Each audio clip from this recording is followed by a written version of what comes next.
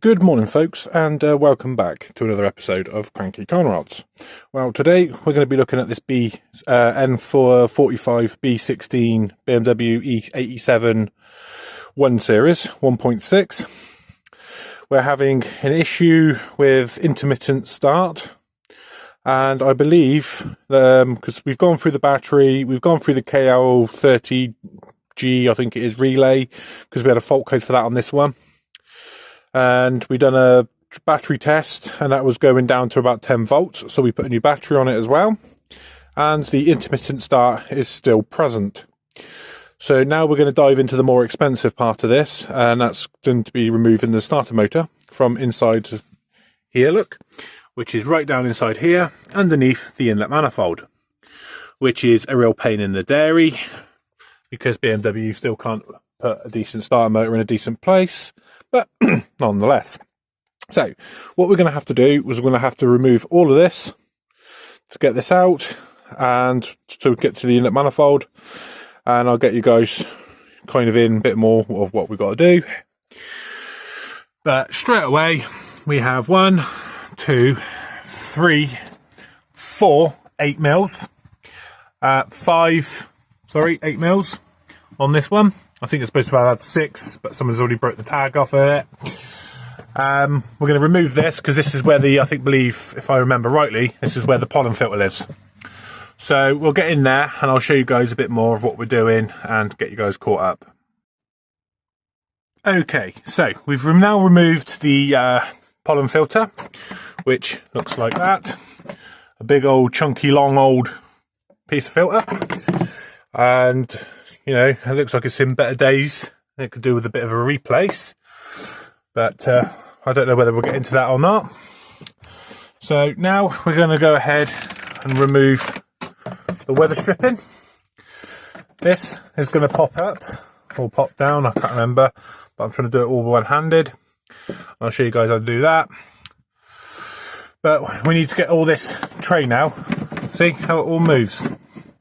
So we've got to lift this tray out now and basically so we can get underneath here. So yeah, we'll get you guys caught up. Okay, so what we've got in there now is we've been ahead and disconnected the the bonnet alarm sensor. That just clipped off of here and that's down here. There's supposed to be a clip here underneath this bit of cowling that goes here. That's obviously missing. Same as this side, look, it's missing. And this now just lifts up and pulls towards you like so.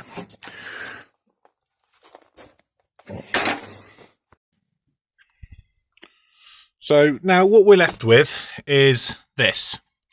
So we can already tell somebody's been in here and mucked about with the PVC line, because there's the PCV valve, and somebody's obviously cracked it, broke it, or they had a vacuum leak and they've repaired it using blue tape. Well, that's not very smart, because the first thing you're going to do is when you're buying a car is you're going to see this.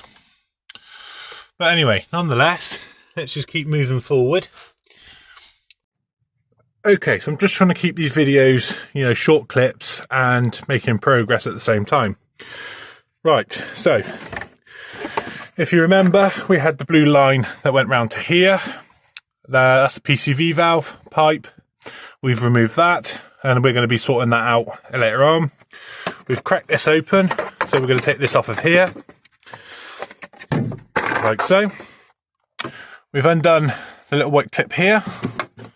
That removes that. That's going to bring us down to here, and then we're going to pop this out of here, which is just to squeeze the connections either side. And now that allows all of this to come out all at once. One clip there, and feed that back under there, out of the way, and that'll lose that. 2 T25s either side of the airbox. And then pull that up, pull this up, like so. And we've got an air sensor in there, right. I keep forgetting about all this on BMWs. why they've put the mass airflow sensor all the way down in there on these is anyone's guess. So what we're going to do is we're just going to poke these in either side. I can get my big sausages in there, which I can't. We're going to push them tags in either side and pop this out, and we're just going to pull this whole unit out as one. Right, so let me just get them clips off and I'll get you guys caught up. So once you get the clip out for the air mass sensor, just be careful not to pull the wires as you do your way to pull. Just push these two clips in. As it was in like that, I put a flathead screwdriver on this side because I couldn't really get my finger into this side. Got my finger on this side and I managed to wriggle it out. But this was a little bit of a bear to get off, if I'm honest with you. So, do be prepared to persevere with that a little bit. Still, if we look down in here, look, there's still no room, no access to the starter motor, which is actually right down here behind the oil filter housing. So what we're going to do now is we're going to work our way down through, pop this off of here, like so. That's your main power lead for the from the alternator back to the battery in the boot. We've got another PCV line here, and a few odds and ends like this that is just scooching across the top of, this sort of stuff's just scooching across the top of the engine. Just pop it off. We've had multiple BMWs, we've worked on multiple BMWs, so why should this one be absolutely any different? So yeah, let's just show you guys as well. So 10mm there, 10mm there, 10mm there for the manifold, one there. There's probably going to be one right down there. Yeah, just there, look, under that fuel rail. Also, and hopefully we'll be getting a bit more into this manifold and getting it removed. So we'll get you guys caught up once we've got them few removed. You will need to touch the fuel rail, the pipe at the back. So basically with this, you push this up, right up inside as far as it will go. You push this tag down and it will just pop down. So that's quite easy. We're going to go ahead and leave the injectors on for now. And these are 11 mils. And I don't know why BMW made them 11s, but they did. And for some reason, I just thought they were 10. So that's where we're at the minute. We've got all this disconnected, all this disconnected to allow all this just to be able to be picked up and moved to the back like so. So what we're going to do now is show you guys what it is that we're looking at. Once I get myself there. And there we have it, folks, when the manifold stays and sits. So there's our starter motor, look, right down in there beneath the inlet manifold, and one of your Torexes is right there, and the second one is down there, look. So we're going to go ahead, disconnect the power supplies and everything else. And I forgot to mention, guys, we have already disconnected the battery. And on these, leave the boot open, please, because if you need to get back in the car, you can't, because the boot lid, button switch is mains. So I'll get you guys caught up in just a minute.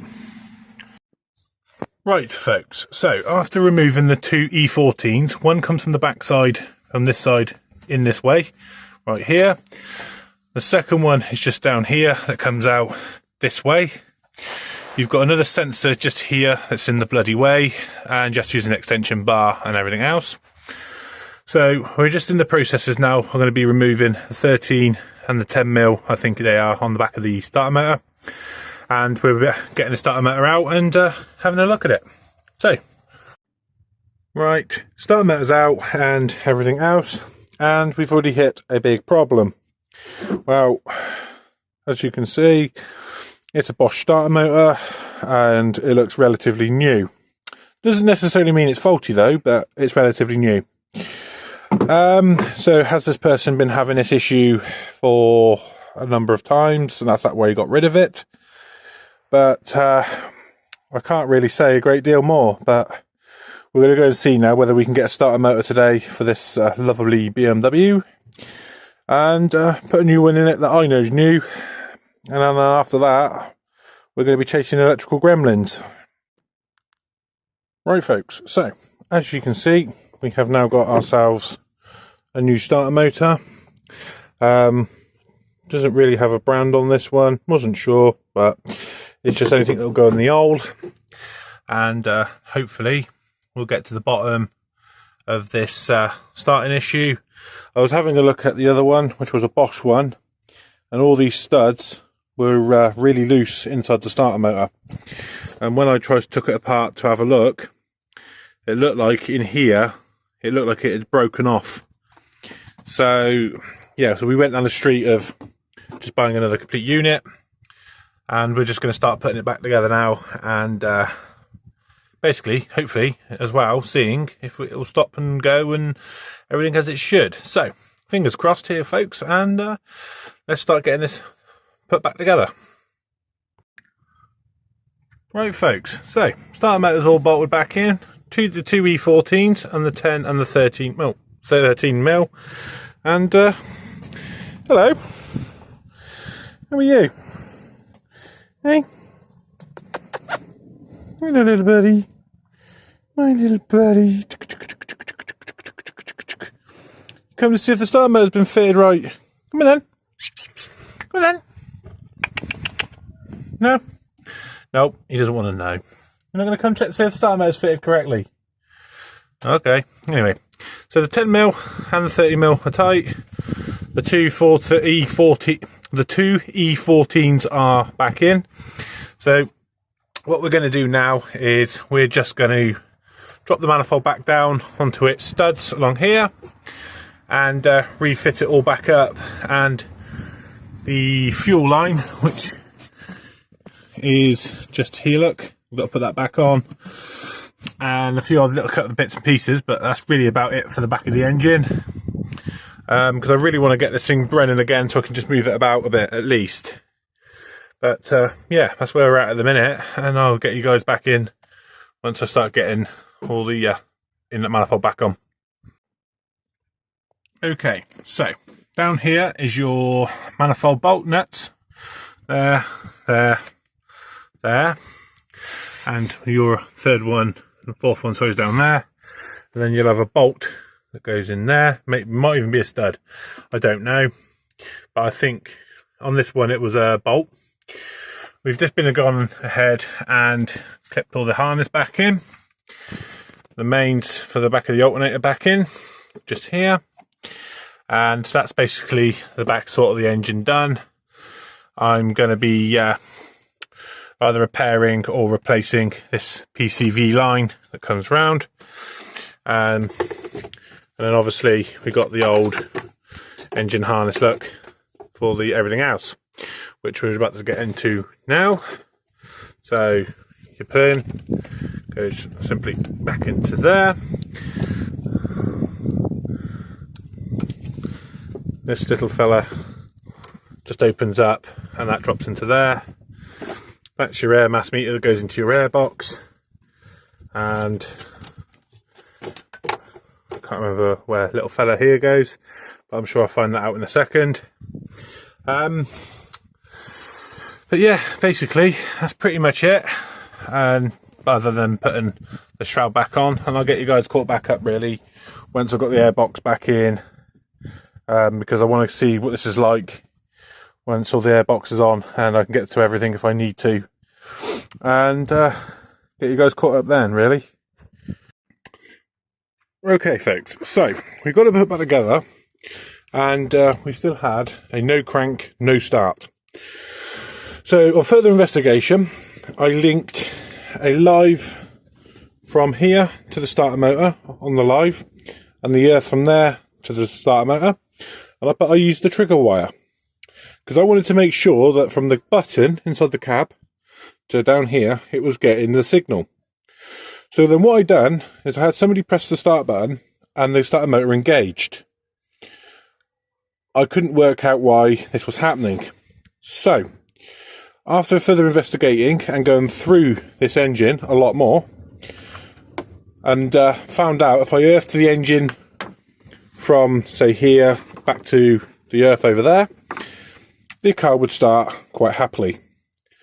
So we've been underneath the car and tracked down a very, very sad looking earth lead that goes from the passenger side engine mount to the engine block, which is just above the engine mount. So if this is in America, it'll be on the driver's side. If it's a left-hand drive, sorry. But yeah, we're going to go and get a replacement one of these. Get a new one made up, because as you can see, it's not looking too clever. Somebody's put blue tape on it already, so it's already been apart, or something's not right with it. And this doesn't look factory for BMW. And this camera doesn't want to focus today because the lighting's terrible. But as you can see, look, got one side that's pretty decent. This side is junk. So what we're going to do is we're going to get a new one made up, and hopefully this N series engine is going to go vroom vroom again, which will be fantastic. Anyway, I'll get you guys caught up in a bit and everything else. Here's my wet cat. Meow meow. Bye bye. She keeps looking at me saying, "Why do you do all this rubbish? Don't you? Hey, where's your brother?" Anyway, I'll catch you guys up in a minute when we've got a bit more done. Right, folks. So you join me under here where it's absolutely stupidly tight. Now, you've got about 500,000 8mm that come out of here for the engine cover, and then your earth lead is just here. You've got 113 there, which is really easy to get to, and the other one is right up here, just here. And the end of the 13 of the bolt is there. It goes into like a lock, and the nut comes off the end. But trying to get this all back together, you know, this close to you, it can be quite the little bear. So we've made up now a new earth strap, and hopefully, you know, we're going to go up now and turn the key, and it's going to go brum brum. If it don't, then we've got another issue. But I think this is going to be the cause of it. Okay, and also, so for all those that would probably be wondering, I went ahead and bought some, I think 16mm oil pipe, and just ran it to made up a new PCV pipe. So now we should have that running. I mean, this is a lot far stronger than what anything you'd ever need, but you know, at the end of the day, a new PCV pipe is just like, I think it was about 60 quid or whatever they are. They were a lot of money for what they were, and this was only a couple of quid. So, you know, let's just go in, put a new pipe in, and stop the vacuum leak. And now hopefully it'll run really smart and be happy. Right, folks, so let's go ahead and see what exactly. There we go. Earth strap. So not a bad little thing. Handbrake light still stays on that. Don't know what that's all about. Guess I'll have to have a look into that. Handbrake doesn't work very well. Perfect. So I think that's going to be a bit of a wrap on this one. And if I can get you guys to hit the like, subscribe and all that sort of stuff, because you just never know what the door might bring. But anyway, much love from me, and peace out.